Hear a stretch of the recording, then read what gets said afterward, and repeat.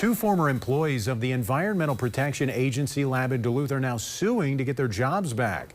The EPA fired the two biologists last year after they signed onto a public letter criticizing the Trump administration's policies.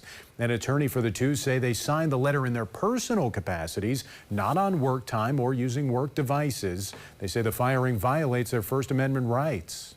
We're hoping that this case will help to establish the principle that employees do have a right to express their views, just like all other citizens, and that they can't be fired for that.